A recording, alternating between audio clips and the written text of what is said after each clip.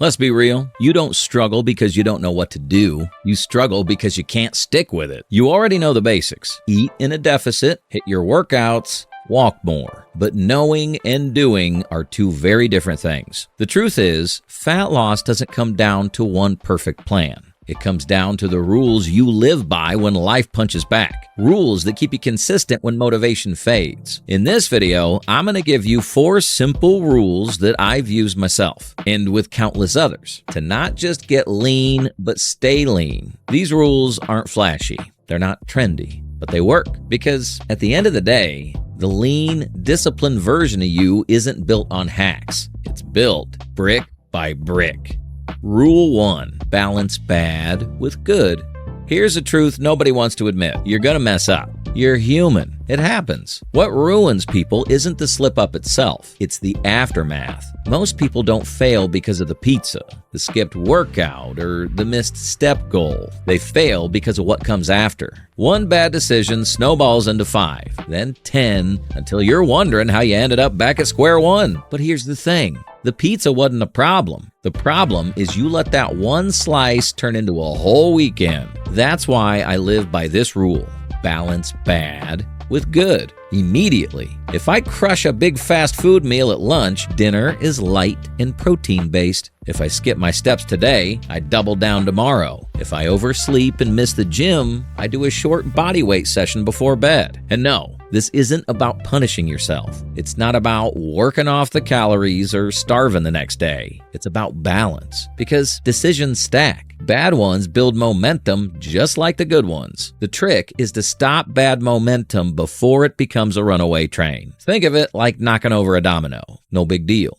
But let 20 fall and suddenly it feels impossible to stand them back up. Balancing bad with good is just picking that first domino back up right before the chain reaction continues. Fat loss isn't about being perfect. It's about stacking more good days than bad ones and cutting off bad momentum before it takes over. One slip doesn't matter. What matters is what you do after. So, next time you mess up, don't wait for Monday. Don't wait for tomorrow. Balance it out today. Make the very next choice a good one. That's how you build consistency. That's how you transform, brick by brick. Rule 2, downsize the routine. Life isn't perfect. You're not always going to have the time, energy, or motivation for a full-blown workout or a picture-perfect diet. And that's where most people fall off. They think if they can't do everything, it's not worth doing anything. So one missed workout turns into a skipped week. One skipped meal prep turns into a week at takeout. Before they know it, they're restarting again for the 5th time this year. Here's what I learned. The key isn't perfection. The key is learning how to downsize the routine without abandoning it altogether. Can't make it to the gym for your 60-minute workout? Fine. Do 20 minutes at home. Push-ups, squats, planks. It doesn't have to be pretty. It just has to happen. Too stressed to track every calorie today? Cool. Just focus on protein at every meal and skip the mindless snacking. No time for 10,000 steps? Hit 5,000. Walk around the block. Park further away. Move somehow. This isn't failure. This is strategy, because consistency isn't about hitting home runs every single day. It's about showing up and getting on base, even if it's just a bunt. Over time, those small base hits keep you in the game. And when life finally gives you some space, you're ready to swing harder again. Think of your routine like a dial. On good days, you can crank it up to a 9 or a 10. On rough days, you don't shut it off. You just dial it down to 3 or 4, but you keep the dial on. That's what matters, because momentum is fragile.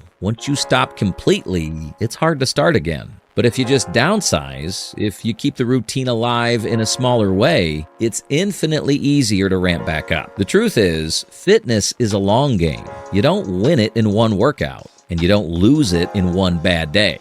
What decides everything is whether you can keep showing up, even at half strength. So the next time life throws you a curveball, don't quit. Don't restart next Monday. Downsize. Do less, but do something. That's how you stay in the game long enough to actually win it, brick by brick.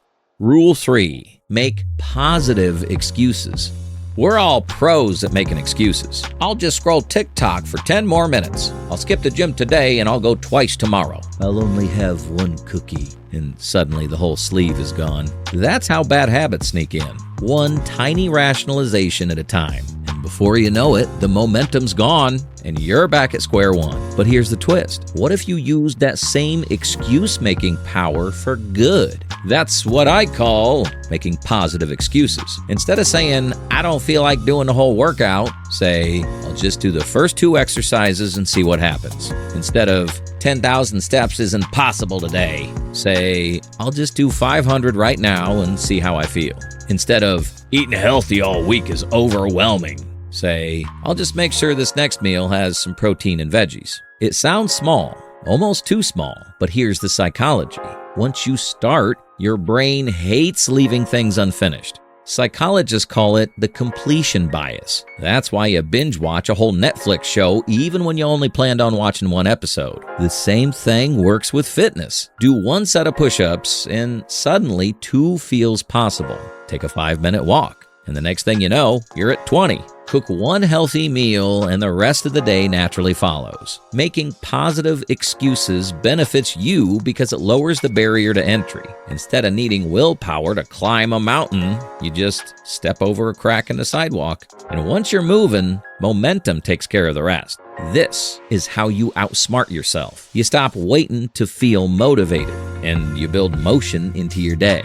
And motion, no matter how small, beats standing still. So the next time you're about to say, I'll start tomorrow, flip it. Make a positive excuse. Tell yourself just 5 minutes, then do it, because 5 minutes done will always beat 60 minutes skipped, brick by brick. Rule 4, simplicity wins long term.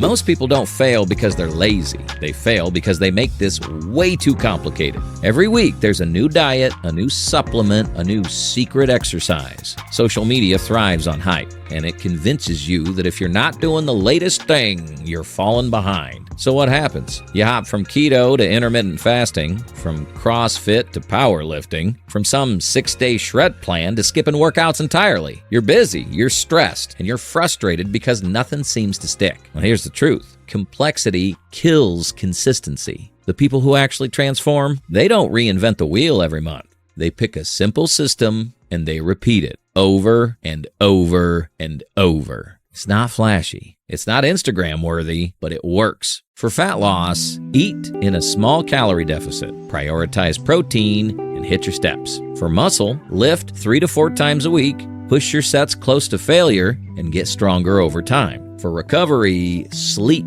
7 to 8 hours, drink water, cut back on alcohol.